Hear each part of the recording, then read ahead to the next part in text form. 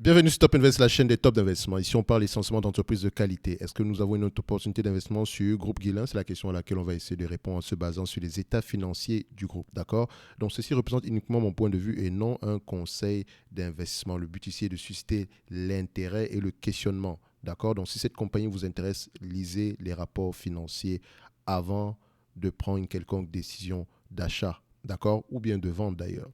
Donc, Groupe Guélin ici, qu'est-ce qu'on fait? Donc, c'est une compagnie ici, c'est un spécialiste de l'emballage. Donc, notamment, je pense que pour ceux qui vont en supermarché, généralement, si vous trouvez vos fruits emballés dans ce genre de produit-ci, vous savez que bon, il y a de grandes chances que ce soit le groupe Guillain. Donc, maintenant, à vous de voir dans quelle géographie d'opération elle opère sur quel territoire. Est-ce qu'elle est plus en Europe, en Europe, elle est dans quel pays précisément? En France, en Allemagne, etc. Donc, à part l'Europe, est-ce qu'il y a d'autres pays également dans lesquels le groupe Guillain exerce? Donc, on va aller regarder les rapports financiers ici pour voir si c'est une entreprise qui pourrait nous intéresser à approfondir. Donc ici, la première chose que je vais regarder, c'est la tendance des revenus. J'aimerais voir des revenus stables ou croissants dans le temps. OK?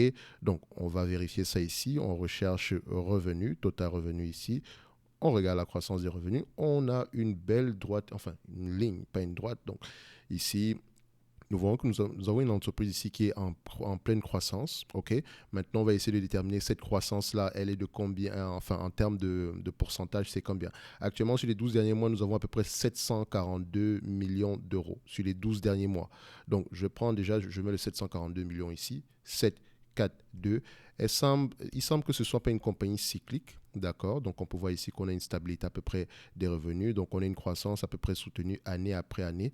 Donc, ici, en termes de volume, qu'est-ce qu'on a? Donc, je mets pourcentage. On va les remettre ici sur les 12 derniers mois. Donc, on met ça ici. Voilà. Donc, et on trace notre médiane. On va mettre notre médiane ici. On descend. On valide. Maintenant, qu'est-ce qui nous manque? Voilà, on va les mettre ici en pourcentage. Donc, en moyenne, ici, on a sur les 20 dernières années, nous avons 4% de croissance, 4,78 précisément. Sur les 10 dernières années, on a à peu près 3,83%. Ce n'est pas une moyenne des revenus, c'est une médiane des revenus. D'accord? Une médiane de la croissance des revenus. D'accord? Donc, on a 3,83% ici. Donc, sur les 5 dernières années, nous avons à peu près 3,96%. Et sur les 3 dernières années, on a à peu près 3,82%. Donc, on peut se dire qu'on a en moyenne aux alentours de 3% par là. OK? Je ne cherche pas la précision.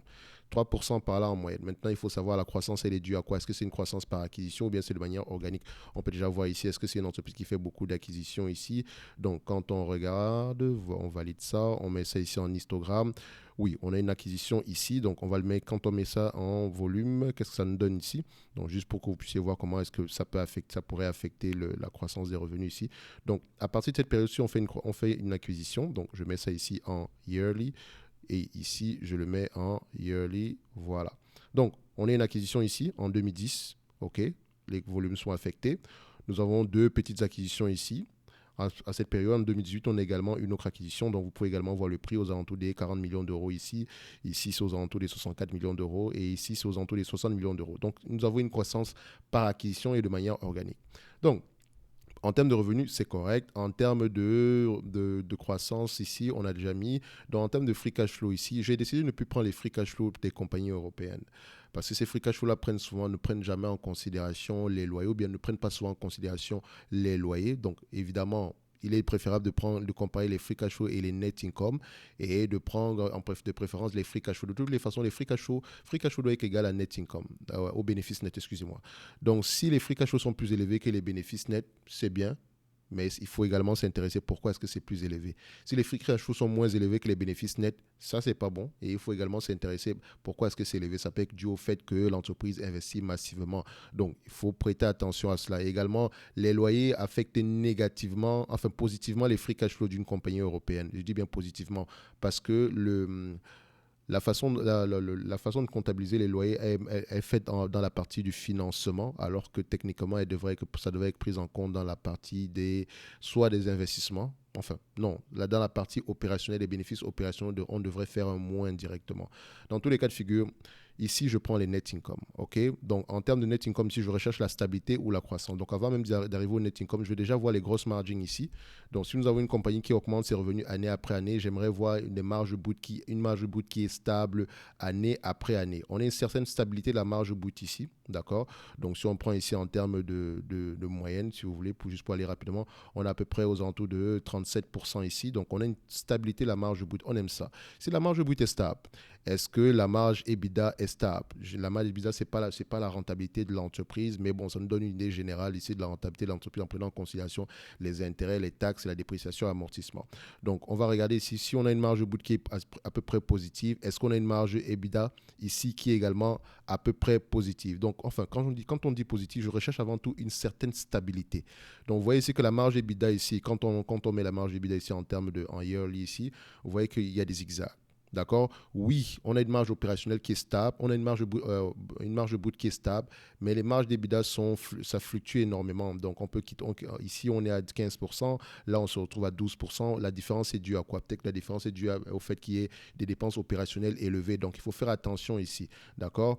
Donc, ce que je vois là, c'est pas que je n'aime pas ça, mais il faut vraiment expliquer la raison pour laquelle la marge était moins élevée entre 2014 et à peu près 2008. Enfin, excusez-moi, entre 2004 et 2008. D'accord? On remarque que depuis à peu près 2014, on a une stabilité au niveau des marges ici. OK?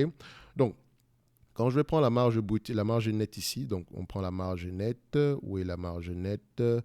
Alors, où est-ce que j'ai cette information-là? Marge nette. OK. Net income margin. Qu'est-ce qu'on a ici? En termes de net income margin ici, nous voyons que nous avons à peu près une moyenne aux alentours de 5%. Donc, je vais la mettre ici en termes de médiane. D'accord? Juste pour qu'on puisse avoir une idée. Sur les 10 dernières années, nous avons 7%. Sur les 5 dernières années, 7,83%. Enfin, 7,88%. Sur les 3 dernières années, ici, nous avons à peu près 8%.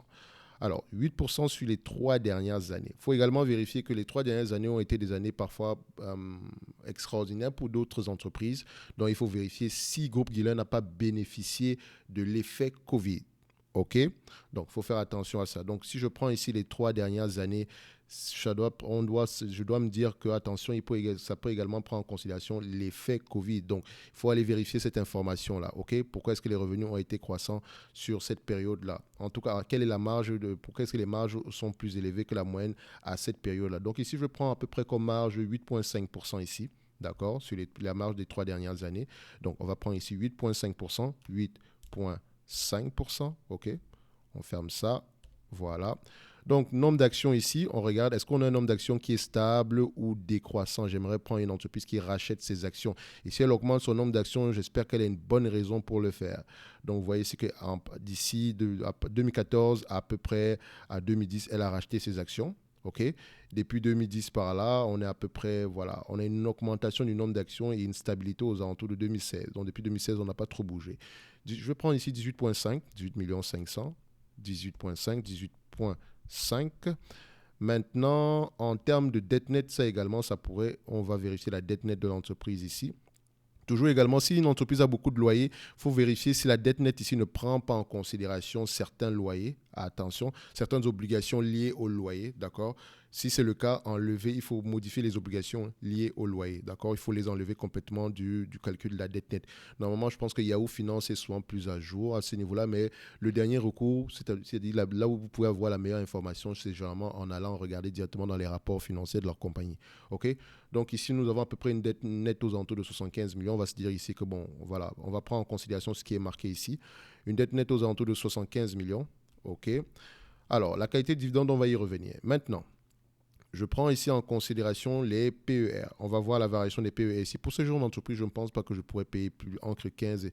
Je pense qu'entre 15 et 17 fois les bénéfices par là, ça pourrait déjà être assez correct. Donc, on va vérifier ça ici. Quelle est la moyenne? Le marché paye combien en moyenne pour cette compagnie-ci? D'accord? Donc, ici, on met à peu près sur une longue période de temps. On a une médiane de 9,5 fois les bénéfices. OK? Donc, je prends également ici une marge supérieure, juste pour avoir une information assez complète. OK. Donc, en moyenne, c'est 9,5 fois. Donc, la médiane, c'est 9,5 fois. Sinon, la marge supérieure, c'est 12,8 fois. Sur les 20 dernières années, nous avons 8,8 fois. Sur les 10 dernières années, 9 fois, à peu près 12 fois également. 5 dernières années, 8 fois, 11 fois. Et sur les 3 dernières années, nous avons 7 fois, 8 fois. OK. Donc, le marché ne paye pas souvent un multiple élevé pour cette compagnie-ci. Pourtant, ça semble être une belle entreprise quand je regarde. enfin, une entreprise assez correctement gérée. Donc, le marché paye, je prends en moyenne ici 13 fois, c'est vraiment la borne supérieure. On va se dire ici que 13 fois les bénéfices, OK? 13 fois les bénéfices, c'est vraiment la borne supérieure. Sinon, la borne moyenne, ici, ça sera 10 fois les bénéfices. Ici, quand je prends une compagnie à 10 fois les bénéfices, je ne considère même pas souvent la dette, en fait, parce que je pense que 10 fois les bénéfices, c'est déjà assez bas. Donc, si vous prenez encore en considération la dette nette et que vous l'enlevez du calcul, vous allez avoir quelque chose, voilà. Ça va vous donner une valeur à peu près très, très, voilà. Je pense que techniquement, pas que je ne le recommande pas, mais c'est bien d'avoir cette information-là ici. Moi, déjà, dépendamment des entreprises, dépendamment des activités, bien sûr. Parce que si c'est une compagnie d'assurance, si c'est une compagnie bancaire, ça, 10 fois les bénéfices, c'est la moyenne. D'accord? Donc ici, par exemple, si le marché paye 9,5 fois les bénéfices, ça peut également être dû à la taille de l'entreprise. D'accord? Il faut voir que les small caps, généralement, elles ont tendance à être sous-évaluées parce qu'il n'y a pas beaucoup de personnes qui suivent ce genre d'activité-là. Pourtant, il y a de belles entreprises. Groupe Guillain ici, elle semble être une belle entreprise assez bien gérée. Je ne dis pas qu'elle a des avantages concurrentiels parce que vous ne pouvez pas voir les avantages concurrentiels en regardant juste les chiffres. Ça vous donne une idée générale du fait que l'entreprise soit bien gérée. D'accord? Revenu stable, marge à peu près stable, dette nette à peu près gérable. On a quelque chose. OK? Donc, quand je prends ici, je prends 13 fois les bénéfices. C'est vraiment la marge, la borne supérieure. Donc, quand je prends ici les revenus actuels, donc on peut également regarder est-ce que les analystes ici estiment qu'on aura combien en termes de revenus cette année-ci. Donc, on peut prendre ça ici, forward estimate. Alors, en termes de revenus, les sales. Donc, je n'ai pas pris ça, pas pris ça comme information ici. Donc, en termes de revenus, consensus, la médiane, next year, next 12 months. Donc, on va voir, on a à peu près 8 milliards. Donc, le consensus ici, c'est 8 milliards, 827 millions plutôt. Donc, les analystes estiment qu'on aura à peu près 827 millions en termes de revenus estimés pour l'année prochaine. Enfin, pour l'année prochaine, sur les 12 derniers mois, on va juste regarder ça ici. Next 12 months, full year. OK, on peut mettre ça comme ça. 827 millions. OK. Donc, je prends 827 millions ici, vu qu'on avait de la croissance ici et que je ne vais pas prendre en considération la croissance dans nos calculs. Donc, on va se dire qu'elle a la possibilité d'atteindre les 827 millions. OK. Donc, je suis déjà assez optimiste ici. Et tout en gardant 8,5% de marge bénéficiaire. Donc, on prend 827 multiplié par 0,0425. OK, donc le pourcentage, les free cash flow moyens, enfin les net income moyens ici, donc en termes de pourcentage, ça fait ici 70 millions. 70 millions ici multiplié par 13 fois les bénéfices, OK, moins la dette nette ici de 75 millions ici, ça donne une valorisation aux alentours des 838 millions, 839 millions. Divisé ici par le nombre d'actions, on a à peu près aux alentours de 18 500, 18,5. Donc, nous avons ici 45 $ l'action, 45 € l'action. Donc, Groupe Guillain ici pourrait être intéressant. Il y a de fortes chances que ce soit une entreprise intéressante, en fait. Parce que quand on regarde la tendance des net income, regardez ça. C'est une entreprise qui rapporte de l'argent chaque année.